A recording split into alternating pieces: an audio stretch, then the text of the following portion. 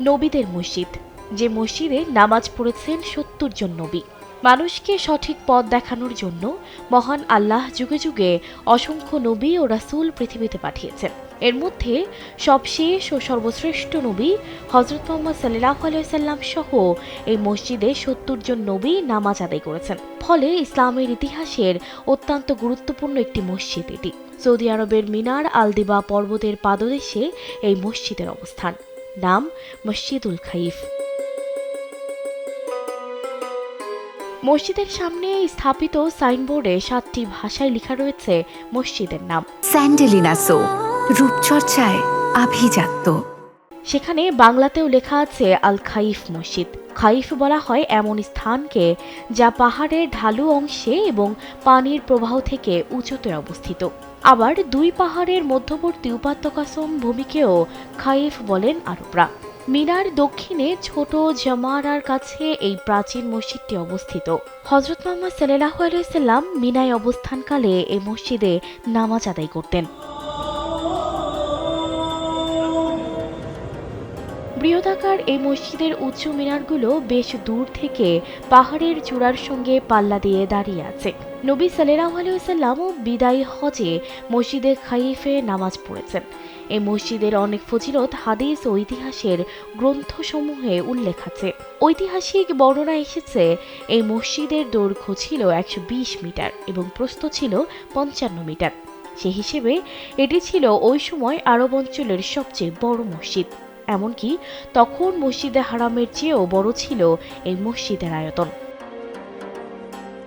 খাইফ মসজিদ হচ্ছে মক্কার কাফেরদের বিরুদ্ধে মুসলমানদের বিজয়ের এক স্মৃতিচিহ্ন। ইতিহাসে এসেছে ৫ম হিজরিতে তৎকালীন ইহুদিদের প্ররোচনায় মক্কার কাফেররা মদিনায় হামলার সিদ্ধান্ত নেয়। এ লক্ষ্যে তারা কিছু আরব গোত্রের সঙ্গে চুক্তি করে। এই চুক্তির জন্য মক্কার কাফেররা যে স্থানটি বেছে নেয়, পরে সেখানেই খাইফ মসজিদ নির্মিত হয়। মূলত মুসলমানদের বিরুদ্ধে কাফের গোত্রগুলোর ঐক্যের ব্যর্থতার নিদর্শন হিসেবে মসজিদটি দাঁড়িয়ে প্রতিনিয়ত ঘোষণা করছে ইসলামের বিজয়গাথা ইতিহাসকে। রাসূল সাল্লাল্লাহু আলাইহি ওয়াসাল্লাম খাইফ মসজিদের যেই জায়গায় দাঁড়িয়ে নামাজ আদায় করেছিলেন, ওসমানিয়া শাসনামলে সেখানে একটি বড় গম্বুজ ও মেহরাব তৈরি করা হয়। এখন অবশ্য সেটি আর নেই। ৮৭৪ হিজরিতে মিশরের মামলুকি সুলতান কাইতবা এই মসজিদ পুনর্নির্মাণ করেন।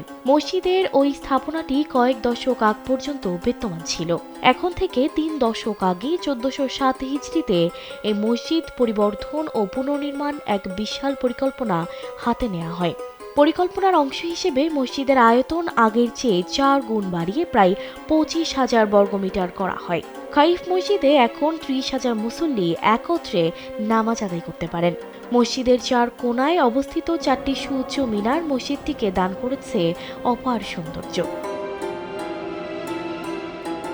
একাধিক হাদিসে মসজিদুল খাইফের বর্ণনা এসেছে।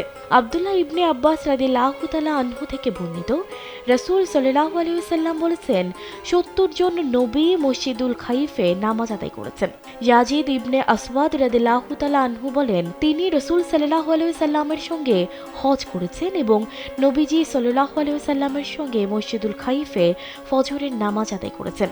আব্দুর রহমান ইবনে মুয়াজ রাদিয়াল্লাহু তাআলা আনহু বলেন, রাসূল সাল্লাল্লাহু আলাইহি ওয়াসাল্লাম মিনায় একটি ভাষণ দেন। সানজিদা রহমান, কালবেলা।